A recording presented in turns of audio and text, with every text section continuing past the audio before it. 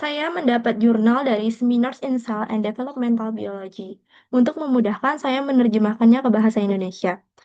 Baiklah,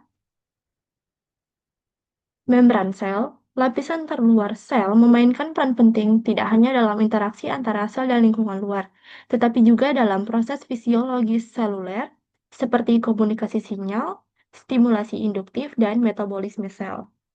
Lalu, membran sel terdiri dari 50% lipid, 40% protein, 2–10% gula, sejumlah kecil air, garam anorganik, dan ion logam.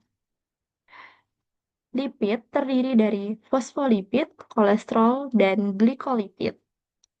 Baik, permasalahan yang akan saya angkat yaitu bagaimana komposisi lipid membran sel kanker.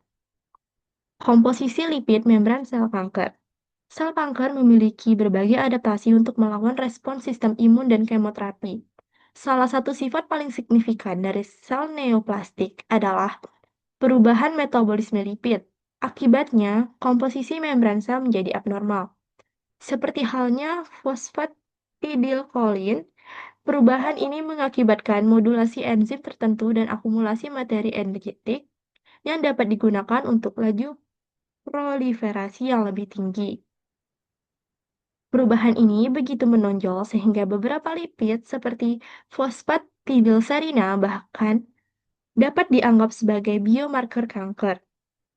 Selain itu, beberapa perubahan sifat biofisik membran sel menyebabkan resistensi yang lebih tinggi terhadap kemoterapi dan akhirnya menyebabkan gangguan pada jalur pensinyalan.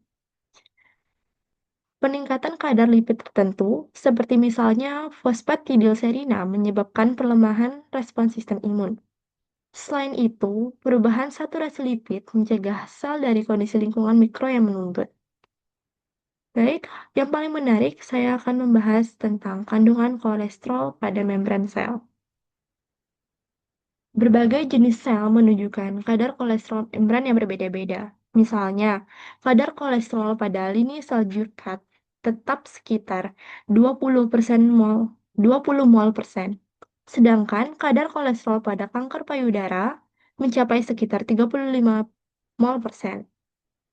Kandungan kolesterol berhubungan langsung dengan fungsi sel. Kolesterol membran plasma merupakan produk biosintesis intraseluler atau turunan lipoprotein plasma. Akibatnya, defisiensi enzim apapun dalam jalur metabolisme kolesterol dapat mengakibatkan kelainan fluiditas membran. Karena biosintesis kolesterol intraseluler, sel kanker payudara non-motil menunjukkan peningkatan kadar sterol membran. Sebaliknya, sel Jurkat yang motil membutuhkan kadar kolesterol membran yang lebih rendah untuk meningkatkan fleksibilitas membran plasma, dan dengan demikian meningkatkan kemampuan untuk menyusup ke berbagai jaringan. Kandungan kolesterol berperan penting dalam regulasi fluiditas membran, yang memodulasi resistensi terhadap kemoterapi dan sifat metastasis sel kanker. Sel kanker yang sedang mempersiapkan metastasis cenderung menunjukkan kadar kolesterol membran yang lebih rendah untuk memaksimalkan fluiditas membran. Fitur ini memungkinkan sel neoplastik untuk dengan mudah memodulasi bentuknya. Sebaliknya, kadar kolesterol membran yang lebih tinggi menyebabkan resistensi kemoterapi. Telah terbukti bahwa sel dengan konsentrasi kolesterol membran yang lebih tinggi cenderung menunjukkan resistensi obat yang lebih besar dibandingkan dengan sel dengan kandungan kolesterol yang lebih rendah. Hal ini mungkin disebabkan oleh penyegalan membran plasma dengan berkurangnya ruang kosong pada lapisan ganda lipid.